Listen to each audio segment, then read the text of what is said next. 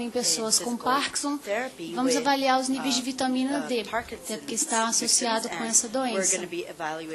Eu gostaria de fazer uma pergunta para ambos os doutores aí. Primeiramente, parabéns, a gente fica realmente bastante preocupado com toda essa informação.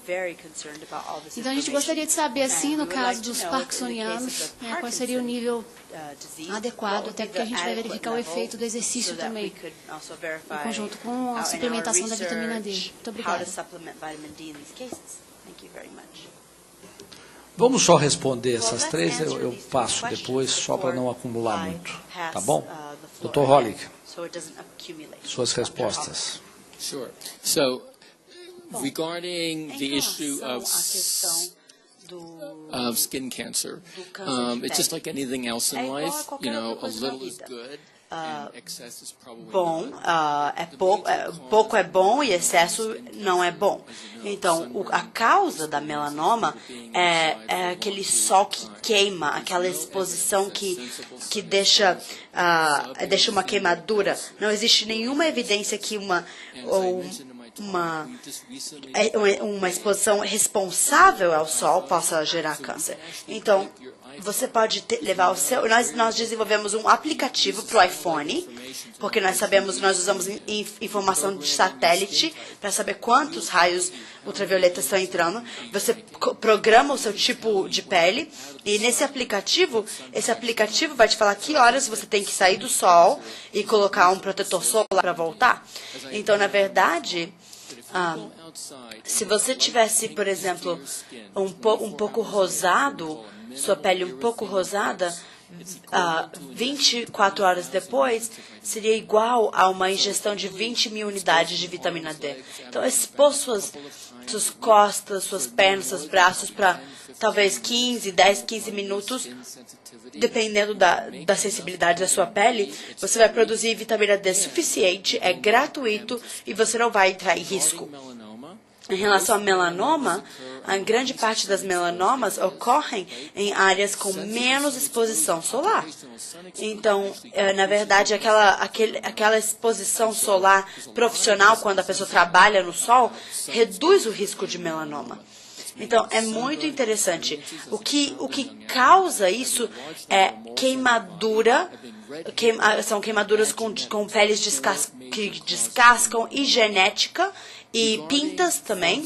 Então, temos outras evidências para o câncer de pele. Bom, em relação à pergunta para o Cícero sobre como consumir vitamina D, como ele é solúvel em gordura, como é a melhor forma de consumir? Com comida, de forma seca, de forma oleosa? Na nossa experiência, nós estudamos vitamina D em óleo de milho, em leite desnatado e leite normal e suco de laranja. E não faz diferença. Então, vitamina D é igualmente interessante no estômago vazio ou depois de comer. Mas se você tem algum tipo de doença celíaca, então você vai precisar de mais vitamina D. Em relação ao Parkinson, a doença de Parkinson realmente é muito sério. Há o risco de associar isso com a deficiência de vitamina D. O problema é que todos são deficientes de vitamina D. E aqueles com doença de Parkinson têm menos chances de estar expostos ao ambiente natural. Então, bom, a minha filosofia, como eu vejo muitos pacientes com doenças Parkinson, geralmente eu sugiro alta dose de vitamina D. E realmente melhora as funções musculares e muitas vezes também melhora alguns sintomas. Mas isso é por causa da deficiência de vitamina B que exacerba os sintomas. Não é um tratamento da doença em si, mas claro, sim dos sintomas. Aos que perguntaram, Is this clear? Vamos passar agora ao Dr. Cícero. Yes, so now let's pass the floor to Dr. Cicero. A minha experiência tem sido muito mais com doses elevadas de vitamina D do que com doses fisiológicas de vitamina D. Respondendo especificamente em relação à questão da esclerose múltipla. Nós começamos a dar 10 mil unidades por dia de vitamina D por volta de 2002 a pessoas portadoras de esclerose múltipla. Devido aos dados de literatura que já haviam sido disponibilizados, demonstrando que a vitamina D é um potente imunomodulador. Ela é reguladora do sistema imunológico. Ela não deprime o sistema imunológico. Ela estimula o sistema imunológico, tornando-o mais eficiente no tratamento, no combate a infecções, mas inibe reações imunológicas incorretas do ponto de vista fisiológico, tecnicamente chamadas de TH17. Então ela se constitui teoricamente no fármaco, uma substância ideal, porque tem a potência de um hormônio, no combate a doenças infecciosas, porque nós não provocamos imunossupressão, mas muito pelo contrário, nós aumentamos a potência do sistema imunológico. Nós começamos com 10 mil unidades de vitamina D, verificamos as melhoras que os pacientes tiveram. Com 10 mil unidades a doença não entrou em remissão. Os surtos se tornaram muito menos frequentes, mas a doença ainda permanecia em atividade. E toda vez que esses pacientes eram submetidos ou se submetiam a algum estresse emocional, ainda havia o risco de esse estresse emocional desencadear um novo surto de esclerose múltipla. À medida que os anos foram passando, nós fomos acompanhando esses pacientes com doses maiores e verificamos que, à medida que nós aumentávamos as doses, os pacientes obtinham melhor e melhor efeito. Nos últimos 2 a 3 anos, aproximadamente, nós atingimos a dose que julgamos ideal para o combate para a supressão da atividade dessas doenças autoimunitárias, que gira em torno de 1.000 unidades por quilo de peso por dia.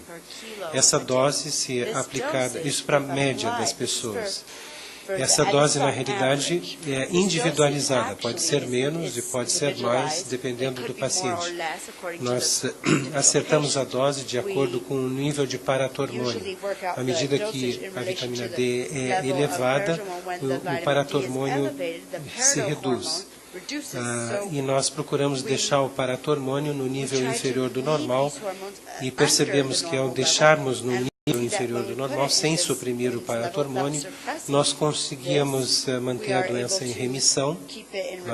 Insisto que para se atingir esse nível inferior do normal, era necessário atingir, em média, a dose de 1.000 unidades por quilo de peso por dia, e para evitar efeitos colaterais, que certamente ocorrem com essas doses, se não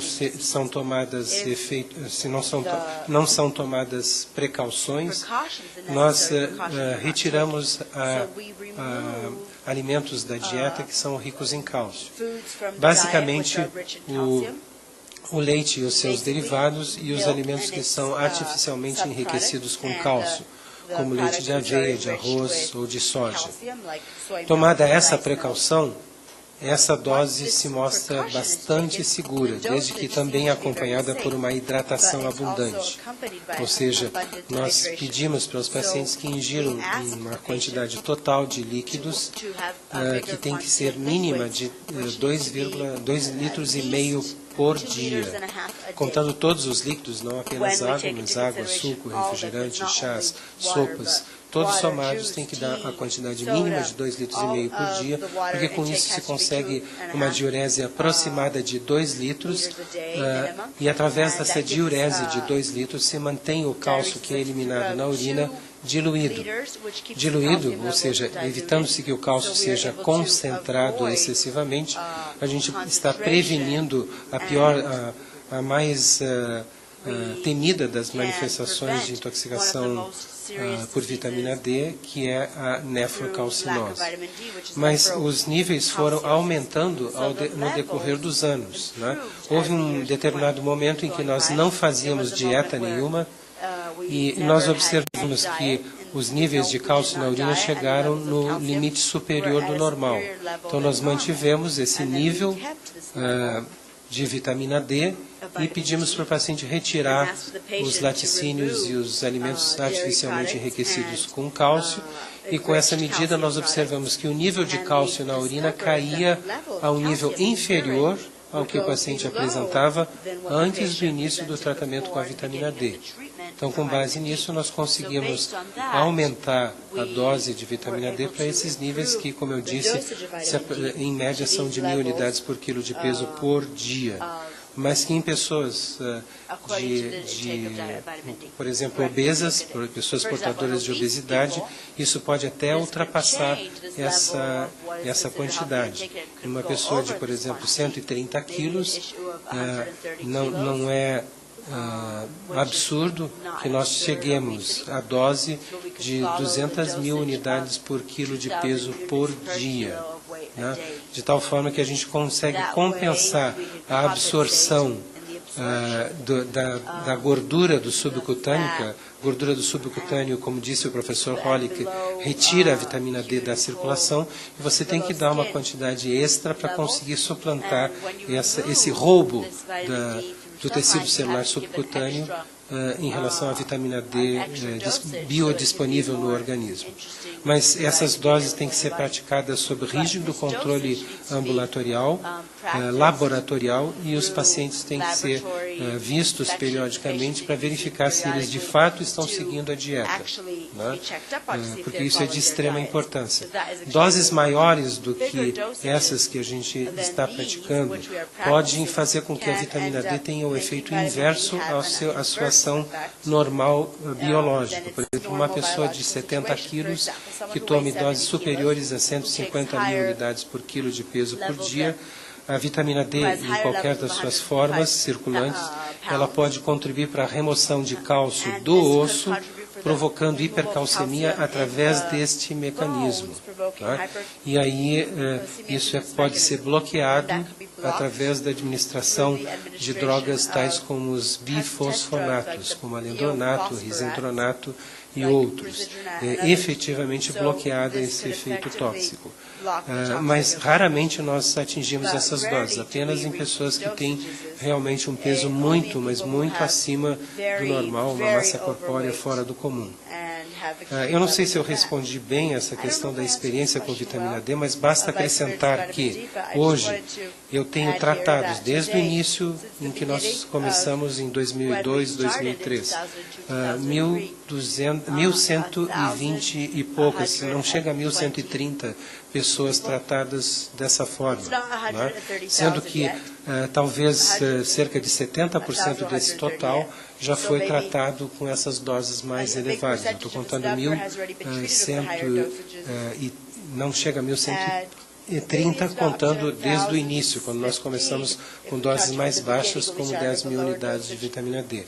O resultado é simplesmente fantástico, né? Aqui a gente tem algumas pessoas que são meus pacientes, que estão aqui na plateia, e a gente pode ter a satisfação de dizer que... Quais são? Levanta a mão aí. Que a gente devolve a essas pessoas uma vida normal. Elas não têm mais surtos, elas não têm mais lesões na ressonância, elas não têm perspectivas de ficarem cegas e paraplégicas, se tornando pessoas inválidas, elas simplesmente olham para o futuro e têm um futuro normal. A única coisa que nós não sabemos ainda é por quanto tempo essas pessoas vão ter que manter essa dose de vitamina D. Isso é uma pergunta ainda a ser respondida. Associada a algum outro medicamento? Não, absolutamente nada, apenas vitamina D em doses elevadas.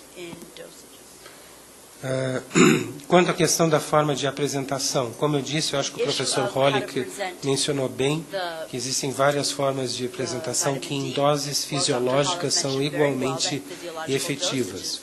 Quando nós usamos doses muito elevadas, como essas que eu mencionei, Nós temos observado que a via sublingual é péssima para se administrar a vitamina D. Nós não conseguimos os mesmos resultados.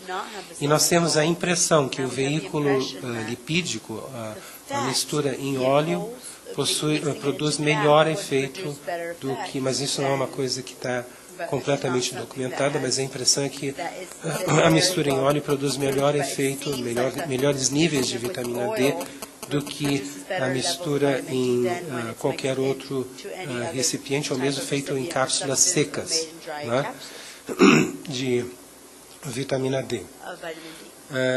Quanto à questão de vitamina D para pessoas com Parkinson, bom, a vitamina D, ela tem efeitos tróficos no sistema nervoso muito importantes. Ela tem efeitos antioxidantes, ela estimula as próprias células nervosas a produzirem glutationa, sintetizarem glutationa, que é um grande oxidante, e ela produz fatores neurotróficos, são substâncias que mantêm vivas as células nervosas.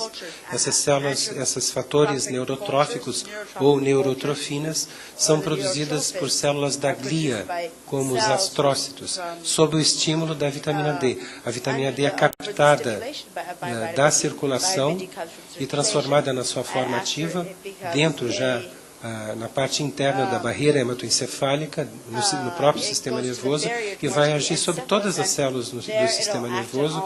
Ao agir sobre as células da glia, estimula essas células da glia a produzirem fatores neurotróficos, que mantém, como o próprio nome diz, a vitalidade das células nervosas, mantém vivas as células nervosas. Então, para qualquer tipo de doença neurodegenerativa, é altamente aconselhável que níveis normais de vitamina D sejam administrados, e eu acho inútil para esses pacientes administrar uma dose inferior a 10.000 unidades. Normalmente, isso para nós depende do peso do paciente, depende muito do peso do paciente, mas para pessoas de 50 a 55 quilos a gente dá 10.000 unidades, mas a gente chega para esses pacientes apenas a normalizar, retirar o paratormônio do nível acima do normal, deixando ele próximo do valor inferior do normal. E isso pode variar desde 10.000 unidades até 25.000 unidades para pacientes por dia, para pacientes com doença de Parkinson. É importante que a gente faça um pequeno parêntese no caso da doença de Parkinson, né, saindo um pouco fora da vitamina D. Eu tenho mais de 1.200 pessoas com doença de Parkinson sob acompanhamento. E a gente sabe que o grande problema dessas pessoas, que parece ser o causador da doença, é um estado de sofrimento crônico. As pessoas portadoras de Parkinson sempre foram pessoas angustiadas, preocupadas, são sofredores crônicos. E precedendo a doença de Parkinson, o início da doença de Parkinson, eles passaram por um período de estresse emocional excepcional. São pessoas que, para um problema desse tamanho, eles sofrem atingem um nível de sofrimento fora do comum. É realmente inacreditável, e você não consegue perceber isso se você não entrevista essas pessoas e especificamente pergunta a respeito desse problema. Aparentemente, o estresse emocional provoca nessas pessoas a formação de uma substância neurotóxica chamada salsolinol, ou de uma forma mais completa, N-metil-R-salsolinol. Parece ser uma poderosa neurotoxina que destrói neurônios produtores de dopamina, porque ela se forma predominantemente dentro das células produtoras de dopamina. Essa substância é encontrada em quantidades muito grandes, em concentrações muito grandes, no líquido cérebro espinhal dessas pessoas. Então, a vitamina D, deficiência de vitamina D, é um fator que pode ajudar essas pessoas, mas o grande problema dessas pessoas é atingirem um nível mais baixo de sofrimento. Obrigado. Agradecer a presença do Dr. Rosinha, que tanto nos ajudou. No primeiro instante já assinou conosco o requerimento, tem nos ajudado aqui na comissão. Quero lhe sugerir, Rosinha, que nós façamos aqui um debate com o Dr. Cícero e parte da sua equipe, com dermatologistas, para discutirmos o projeto, a exposição ao sol. Tá bom? Tinha mais uma inscrição? Quem mais? Você queria falar? Só se apresenta e fala. Meu nome é Ana Gabriela. Eu fui diagnosticada em maio com esclerose múltipla. E, na verdade, é um apelo, né, que eu faço. Quando eu estava internada, eu já conhecia o Dr. Cícero, o vídeo do Daniel, porque existe uma outra pessoa na família com esclerose múltipla também, num estágio bem avançado, e ela é paciente do Dr. Cícero. E quando eu fui diagnosticada, eu estava internada e eu pedi várias vezes para vários médicos que iam nos plantões o exame de vitamina D. E eles fizeram todo tipo de exame que poderia ter, de AIDS, várias doenças, hepatite, e menos o de vitamina D. E quando eu pedia o de vitamina D, eles riam de mim e falavam, outra pessoa pedindo esse exame de vitamina D. E eu saí, fiquei internada 20 dias, estou fazendo a pulsoterapia, saí do hospital, fui em outros médicos e novamente pedi esse exame e apenas insistindo muito, eu consegui que eles me prescrevessem esse exame. Esse exame ele é caro, se você não tem a prescrição do médico para fazer no laboratório, você tem que pagar aproximadamente R$200, né? Então, eu pedi a prescrição. E, por fim, fui a São Paulo fazer o tratamento, porque o único resultado que, além da minha ressonância magnética, né, que apresentou inúmeras lesões no meu... no cérebro e na medula, o único exame que deu alterado foi o de vitamina D. Todos os outros estavam normais. Então, assim, é um apelo. Eu acho que esse debate é fundamental. E se eu não tivesse passado tantos anos sem exposição solar, porque eu sempre fui indicada a não tomar nenhum tipo de sol, talvez eu não estivesse aqui, né? Ouvindo todos esses assuntos e tudo. Eu acho que tem que ser mais... É importante esse debate e muito há que se fazer, porque dentro dos hospitais, e acredito que nos cursos de medicina, esse debate precisa ser melhor fomentado, e na televisão e nas revistas. Tá? Eu vou de ofício pedir para, como uma paciente do Dr. Cícero falou, eu vou de ofício pedir a você, Daniel, se você pudesse dar uma palavrinha também, só para completar, aí nós já vamos caminhando para o encerramento. Microfone. Se apresenta e fale. Bom, meu nome é Daniel Cunha, eu sou... Não vai, né? Vai, você puxa. Não, essa aqui não vai. Não, senta na cadeira e puxa o microfone. Eu sou paciente do Dr. Cícero já fazem 3 anos, que eu fui diagnosticado com esclerose múltipla. E comecei a fazer o tratamento convencional e foi muito sofrido essa experiência do tratamento convencional, porque eu tinha muitos efeitos colaterais. E eu tomava uma vez por semana e tinha esses efeitos colaterais todas as vezes que eu tomava. Eu ficava mais ou menos 2 dias baqueado. O que era? Uma injeção? Era uma injeção. E eu ficava... Você comprava? Não, eu pegava pelo SUS essa injeção, né? Que custa super caro, só tomava ela porque eu pegava pelo SUS. E aí estava fazendo esse tratamento até que, por algum milagre, a minha mãe descobriu uma entrevista do Dr. Cícero na internet e marcou uma consulta para mim, e eu fui sem saber o que era, e o Dr. Cícero falou que eu podia largar as injeções e começar a fazer esse tratamento e que ia ficar tudo bem, né? O que nenhum médico tinha falado para mim até então. E aí o que acontece com esse tratamento, eu comecei a fazer, mas a primeira coisa que a gente pensa é por que não está todo mundo fazendo, né? Por que não foi me apresentado antes. E aí entrei para participar disso como um ativismo mesmo, é um assunto que precisa ser debatido e a gente colocar a importância tanto da vitamina D quanto a questão das indústrias farmacêuticas, que é o que esse remédio ser tão caro é o que complica a história toda, né? O que complica que a gente consiga fazer com que a vitamina D chegue para mais pessoas. Então é isso, estamos tentando levar isso para todo mundo que precisa, porque é uma informação que muda a vida da pessoa muito rapidamente, assim. Você já teve alta, não?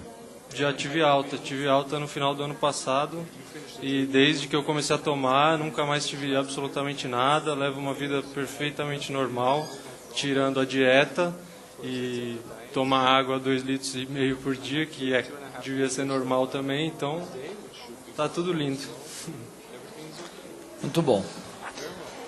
O Daniel tem muita importância porque muitos dos pacientes que chegam para consulta na clínica do Dr. Cícero é porque viram o vídeo que ele colocou e coloca frequentemente no YouTube.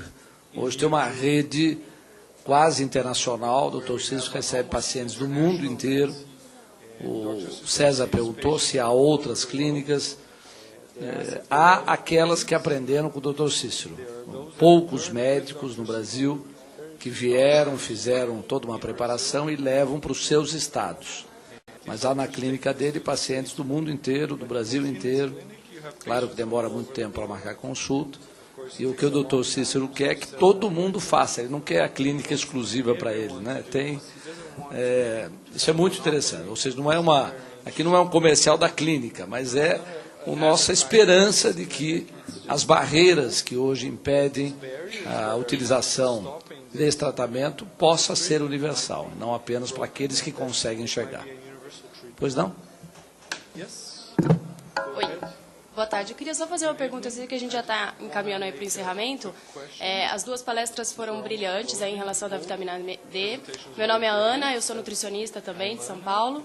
E, na verdade, minha pergunta, a gente debateu muito aqui, considerando a experiência do Dr. Cícero, em relação ao tratamento da vitamina D para diversas doenças, como esclerose múltipla e outras doenças degenerativas.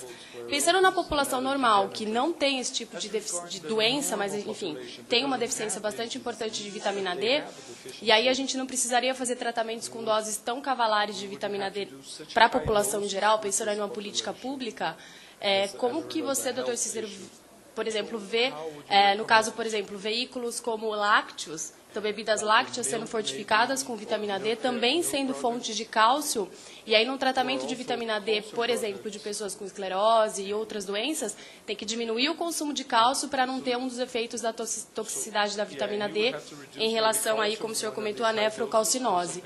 Então, para a população em geral que não tem esse tipo de doença, você enxerga que a bebida láctea, sendo um produto naturalmente fonte de cálcio, ele poderia ser um veículo importante aí para a adição de vitamina D, pensando na população em geral, ou não?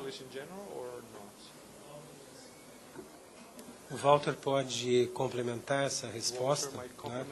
Mas fundamentalmente isso é uma questão, né? O que você está procurando ao fornecer uma dose para a população em geral? Você quer prevenção. Quando a gente fala nessas megadoses de 1.000 unidades por quilo de peso por dia, nós estamos falando em tratamento, não é prevenção.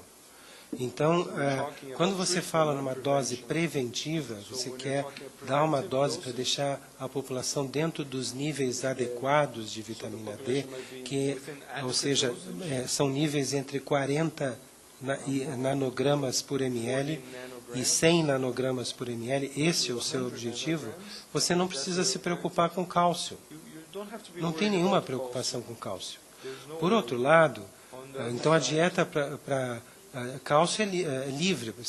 A minha filha toma 10.000 unidades de vitamina D há 4 anos e não faz nenhuma dieta. Nenhuma, absolutamente nenhuma dieta. Isso você produz por exposição solar, meia hora de exposição solar, dependendo da quantidade de pele que você tem exposta ao sol. Então não há por que se preocupar com o sol nessas doses preventivas, que seriam apresentadas, se preocupar com cálcio. nessas doses preventivas que seriam oferecidas a toda a população. Então não há problema nenhum de colocar em alimentos lácteos, né? Por outro lado, quando você dá doses muito altas de vitamina D, você aumenta muito a capacidade do intestino do indivíduo. Isso agora nós estamos falando de terapia, né? Então aí você aumenta muito a capacidade do intestino de absorver cálcio, né? E você tem que limitar a disponibilidade de cálcio, não tirar todo o cálcio. Porque, veja, nós tiramos os alimentos que são derivados de leite. E tiramos os alimentos como leite de soja, de arroz ou de aveia, que são artificialmente enriquecidos com cálcio. Mas se nós tirarmos até os alimentos que levam leite na preparação, como purê de batata, pão de queijo, pães em geral, bolos, biscoitos feitos de leite, se nós tirarmos até isso, o paciente, apesar de estar com uma dose alta de vitamina D, o nível no sangue, de cálcio no sangue, chega perto do limite inferior do normal e na urina está abaixo do normal. Ou seja, a questão toda é regular a oferta de cálcio no intestino para aquela dose alta de vitamina D que você está oferecendo. Nós não tiramos todo o cálcio é essencial à vida. Ele tem que ser administrado. Mas em pessoas que estão tomando superdoses de vitamina D, há necessidade de você limitar a disponibilidade de cálcio na luz do intestino. O Walter está com uma proposta de lei, não, uma PEC, em que ele quer tomar atitudes face a toda a população, lançar mão de recursos que venham aumentar, de uma forma geral, o nível de vitamina D em toda a população, o que teria um efeito preventivo sobre várias doenças que já foram mencionadas aqui. Mas essa parte eu acho que ele pode complementar.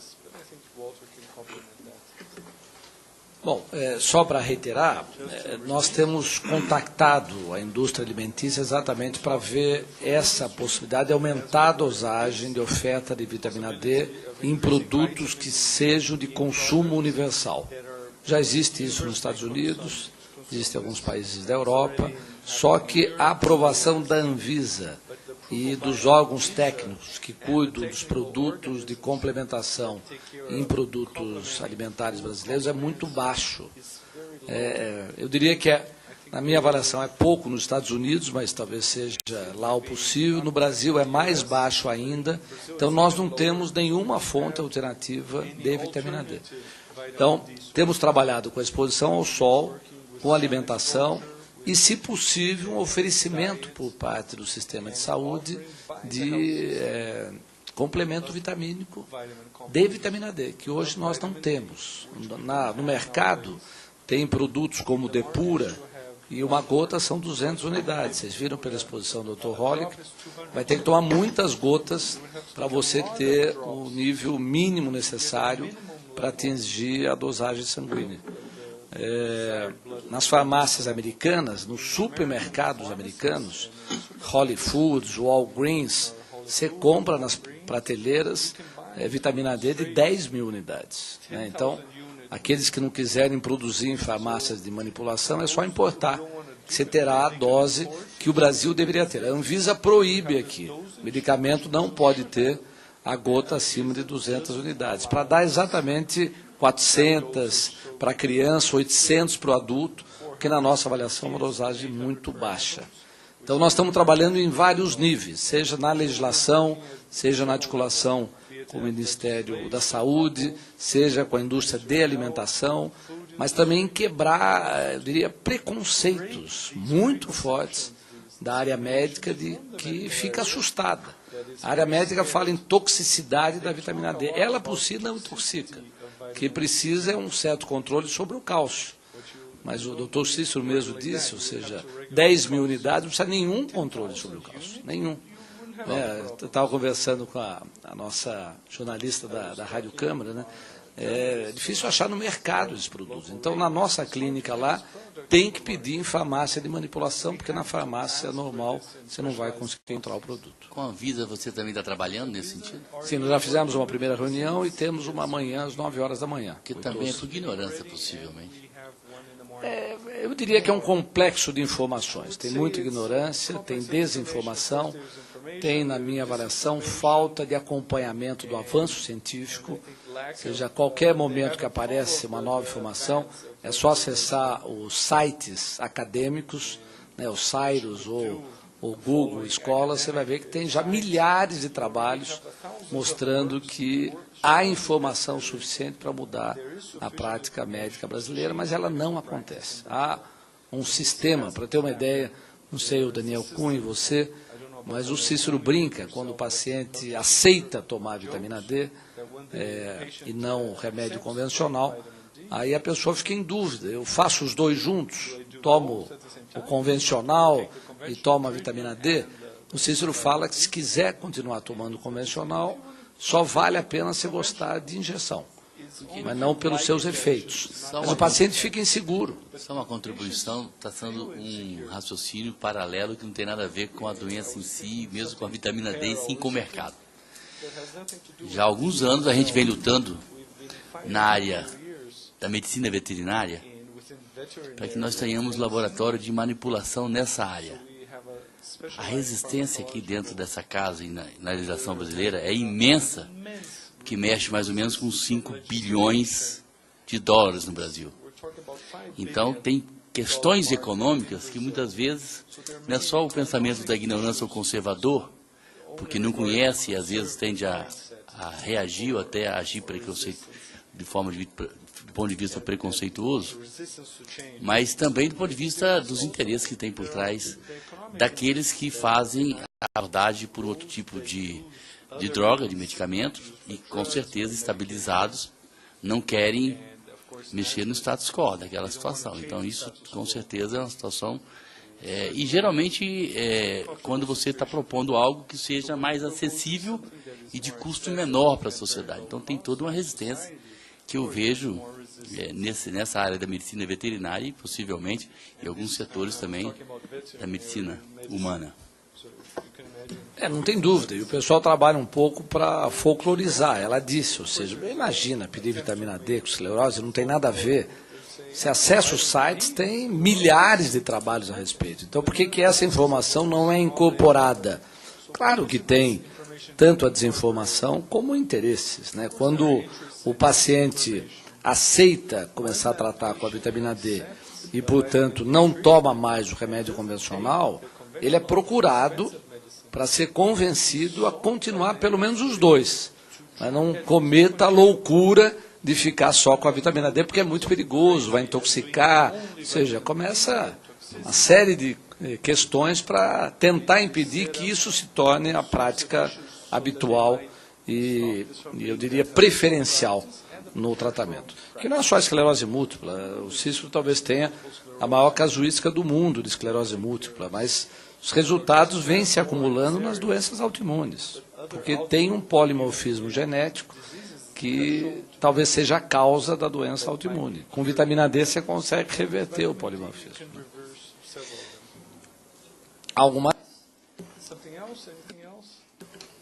Vamos em frente, tem mais. Vai precisar falar ao microfone. Desculpe.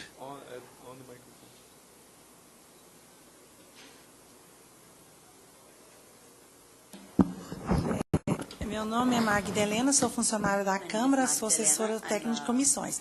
Mas eu achei muito interessante essa audiência de hoje, porque o meu marido é de uma família muito grande, sobreviveram de 21 filhos, 17. E, lamentavelmente, 4 irmãos faleceram em razão da esclerose ou distrofia, ou as duas juntas. E eu ainda tenho 2 cunhados que já estão em estágio muito avançado dessa doença, já estão bem delimitados, né, dependentes. Aí eu pergunto para o doutor Cícero, que eu fiquei até muito feliz, porque quando eu descobri essa doença, eu já tinha filhos, eu fiquei desesperada. Aí meu marido fez um exame, um teste lá no Sara Kubitschek, e disseram que ele não trazia na célula dele uma delas, ou a distrofia ou a esclerose. Eu fiquei feliz, porque aí nem fizeram o teste nos meus filhos, né? E tudo indica que meus filhos não têm essa doença, graças a Deus. Aí eu pergunto ao senhor, primeiro, uma doença avançada, como no caso dos meus cunhados, que já estão bem avançados mesmo, tem ainda uma forma de ajudá-los assim, a tratar ou a dar uma vida mais prolongada para eles? E se essa doença, ela realmente é hereditária? Em primeiro lugar, acho que é necessário que a gente tenha certeza que nós estamos falando de esclerose múltipla e não de esclerose lateral amiotrófica, porque são coisas bem diferentes, né? Em segundo lugar, a questão que se coloca é a seguinte: existe um modelo básico para a grande maioria das doenças. Você tem uma predisposição genética. Você pode ter uma predisposição genética a desenvolver essa doença. Mas para que você desenvolva essa doença ou qualquer outra doença a que nós venhamos a conversar, você precisa também ter um fator desencadeante, que pode ser um fator ambiental, pode ser um fator comportamental e pode ser um fator dietético, por exemplo. Você precisa juntar essas duas coisas para que você tenha essa doença. Então, o que se herda para a grande maioria das doenças é uma predisposição. É ao contrário do que ocorre quando se fala de doenças genéticas propriamente ditas, né? Por exemplo, a síndrome de Down. A síndrome de Down, basta que você tenha a característica genética, você vai ter a doença. Mas para a grande maioria das doenças, ela segue...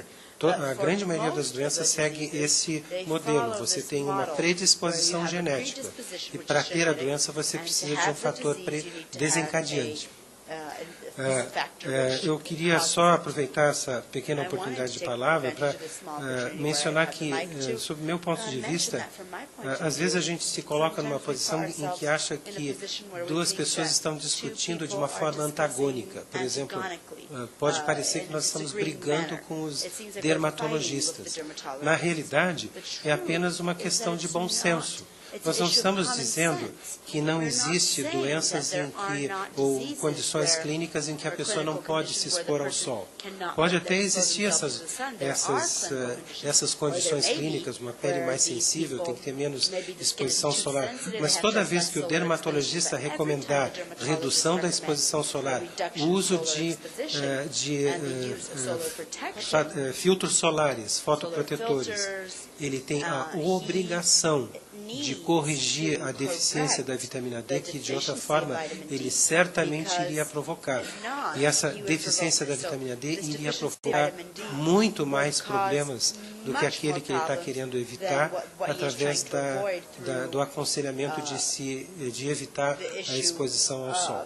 Então, é uma questão de simplesmente ter bom senso. Você precisa recomendar a esse paciente reduzir a exposição solar, então você tem que dar vitamina D, e tem que dar vitamina D não nessas doses homeopáticas que são recomendadas, que são simplesmente, do seu ponto de vista, eu não sei, eu espero que eu não esteja ofendendo ninguém, mas do seu ponto de vista científico, são ridículas. Né? Já existem publicações, inclusive feitas pelo professor Hollick, demonstrando que elas não modificam em nada o nível plasmático de vitamina D. Assim mesmo, continuam sendo chamadas de doses recomendadas por questões alheias à ciência e muito provavelmente relacionadas a interesses econômicos. Né? Então, essa é a mensagem que eu queria dar. Nós não estamos brigando com os dermatologistas, mas estamos dizendo que se eles recomendarem o uso de protetor solar, eles têm que suplementar a vitamina D em doses fisiologicamente realistas e não nessas doses homeopáticas que são aconselhadas.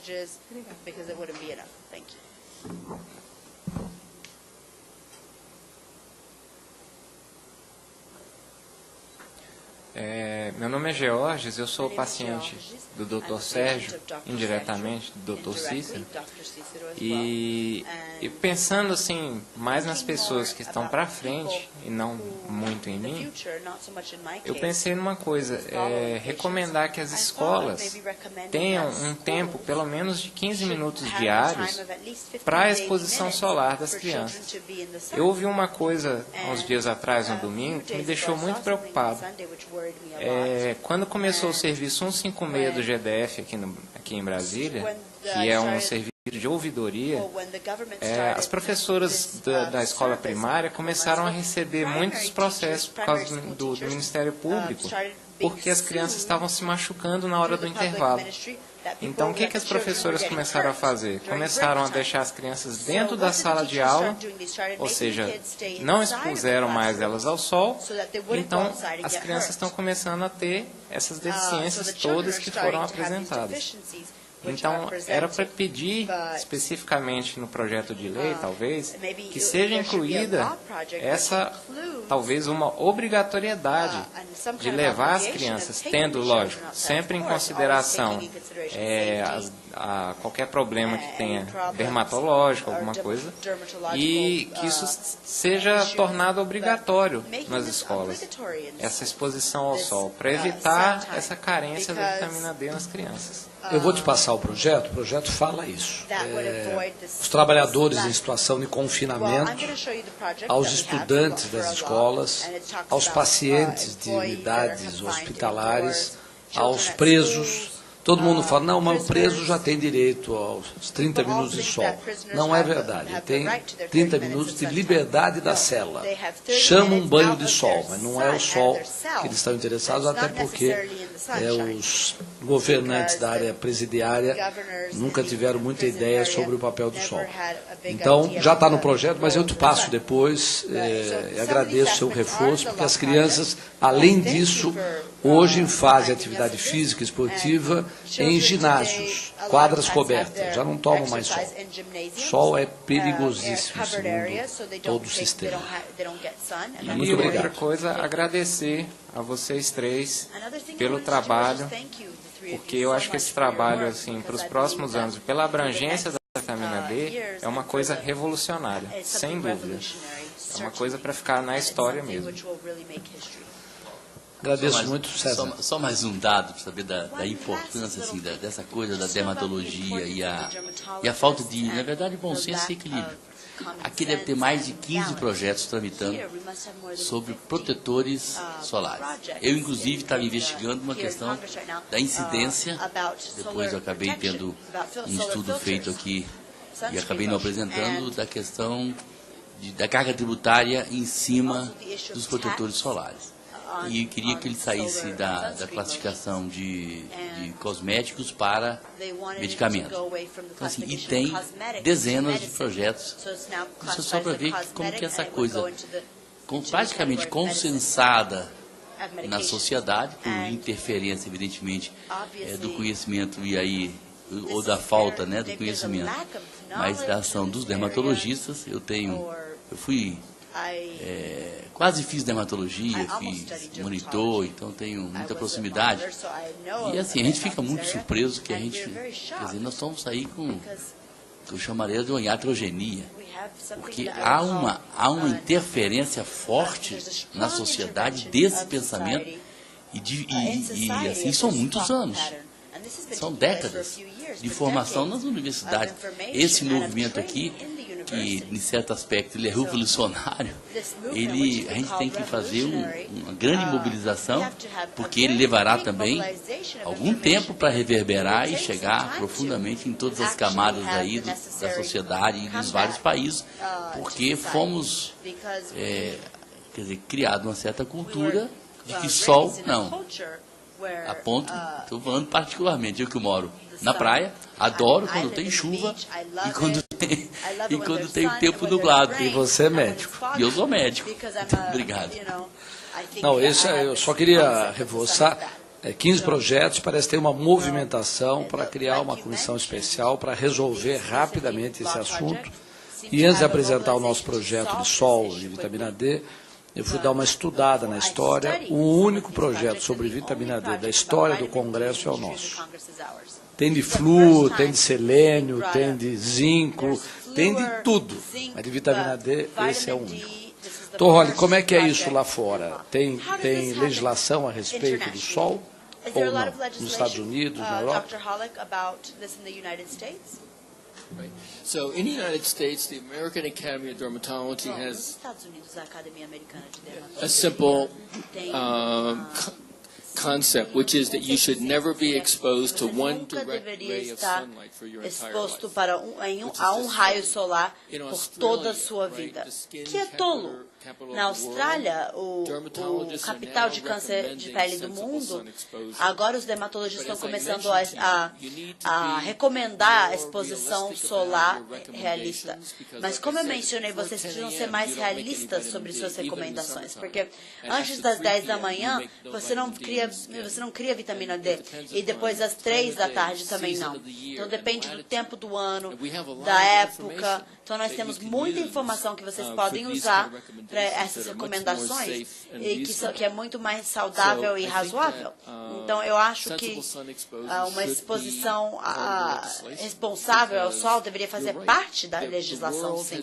Porque você está correto, o mundo sofreu uma lavagem cerebral por 40 anos, porque todos se preocupavam tanto com câncer. E sim, câncer de pele é realmente o câncer mais comum, mas é câncer não melanoma, então é fácil de detectar, é fácil de tratar, especialmente no rosto, especialmente de excesso à exposição solar. Não tem a ver com exposição sensata ao sol. Não existe evidência de que essa exposição sensata, responsável ao sol, vai aumentar a sua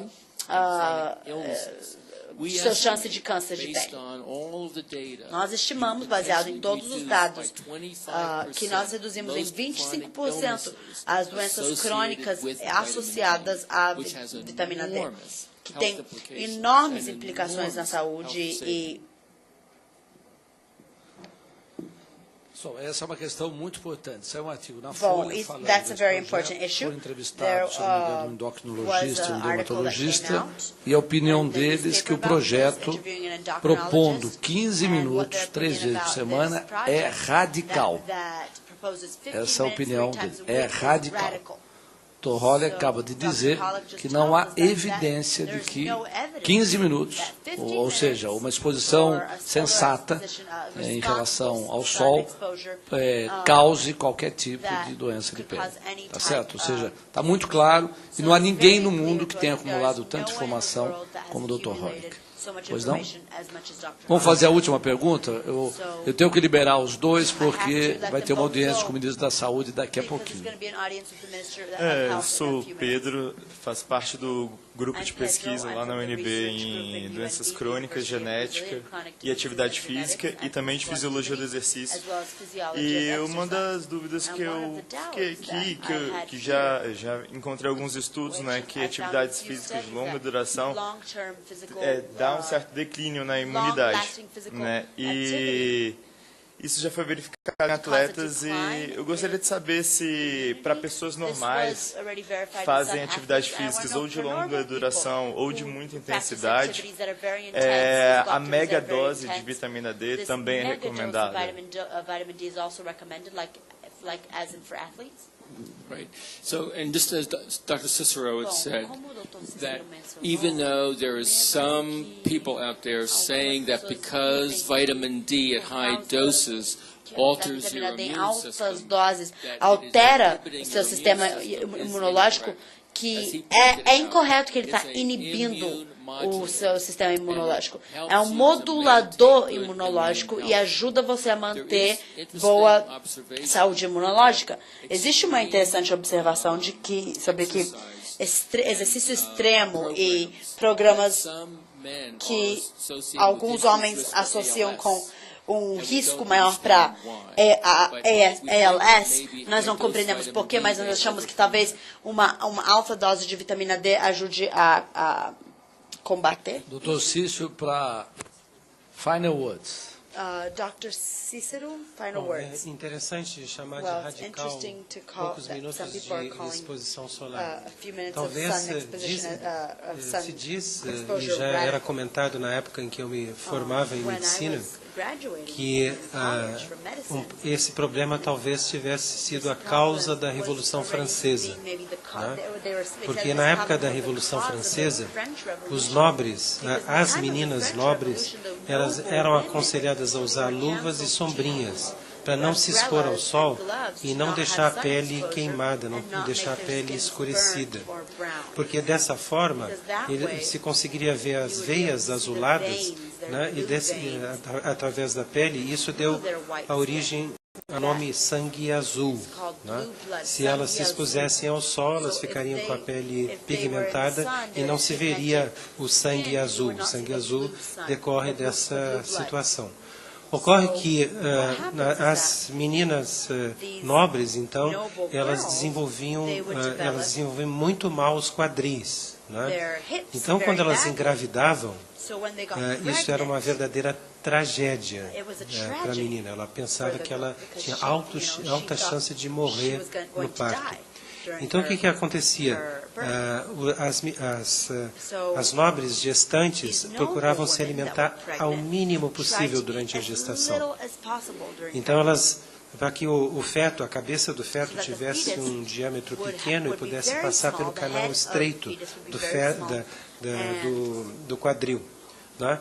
Então, se diz que isso deu origem a reis com uma cabecinha, um cérebro muito pequeno, né, que foram incapazes de perceber o problema social que estava ocorrendo na França naquela época, né, e simplesmente ignoraram a situação do povo e levaram a situação uma situação extrema que levou eles a perderem não só o trono, mas também a cabeça. Né? Hoje, olhando para essa questão da vitamina D, a gente pode pensar que não só o cérebro pequeno deve ter jogado um papel nisso aí, mas também o cérebro que se desenvolveu no útero materno em deficiência de vitamina D por baixa exposição solar. Então, a vitamina D, a falta da vitamina D pode provocar dificuldade cognitiva e talvez seja por isso que essas pessoas estejam chamando essa atitude de 15 minutos de exposição solar como muito radical. Muito obrigado pela atenção. Esse é o Dr. Cícero. Eu acompanho na clínica, ele, quando o provoco, ele leva a ironia dele, num jeito elegante de fazer a sua ponderação crítica. Né? Nós somos a uma área científica, porque estamos pensando em esses casos tratados na clínica, dar um tratamento científico, a produção de um trabalho, para mostrar para a humanidade de que é possível, pelo menos na esclerose múltipla, você fazer um tratamento muito adequado, muito barato e que cure. Né? E nessa reunião que tivemos com o Instituto de Ciência, para pedir uma verba para fazer a pesquisa, o diretor perguntou, mas escuta, não poderia ser uma coincidência, ou seja, o paciente, porventura, ter se curado? Aí o Cícero vira para ele assim, vira a cabeça e fala, mas 1.200 coincidências? Será que não é um exagero? Você lembra disso?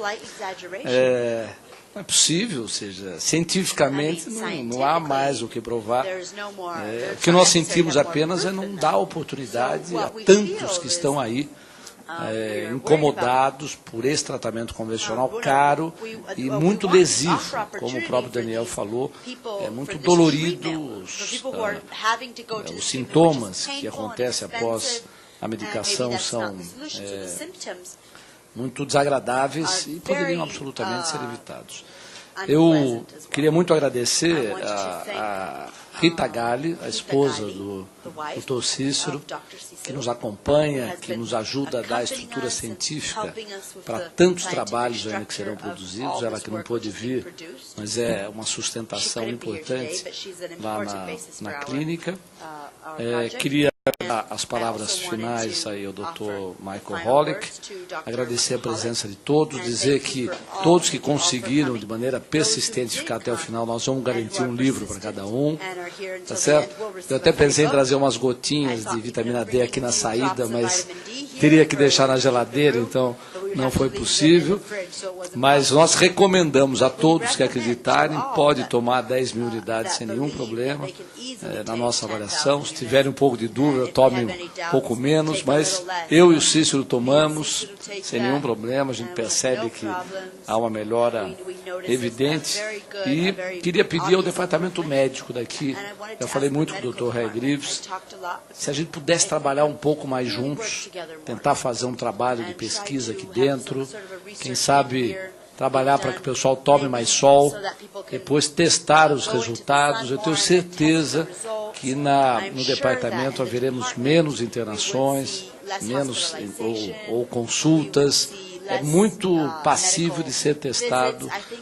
Isso porque nós temos um contingente muito controlável aqui na Câmara Federal. Eu sugiro que a gente ainda se esforce para fazer um trabalho conjunto com toda essa gama de informações que nós temos hoje. Então, uma sugestão que eu queria reforçar aos senhores que representam aqui nessa reunião o Departamento Médico.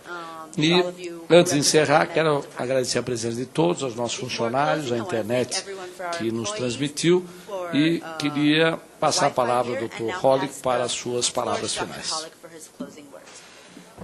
Well, again, thank you so very much for the opportunity to be here. And what I'd like to say is that, e o que eu gostaria de dizer é que não existe nenhum efeito negativo de aumentar a sua vitamina D. Então, exposição responsável, sensata ao sol, com suplementação, garantir que seus filhos, todos os membros da sua família têm isso, e você vai ter muito mais saúde. Muito obrigada.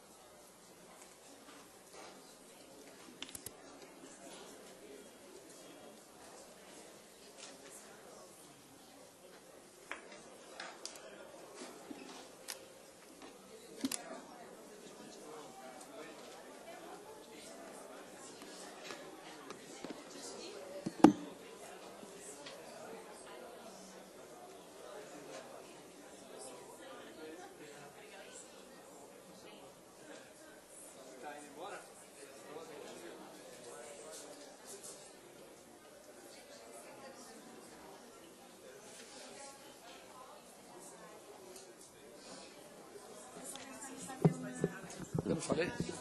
Está encerrada a sessão.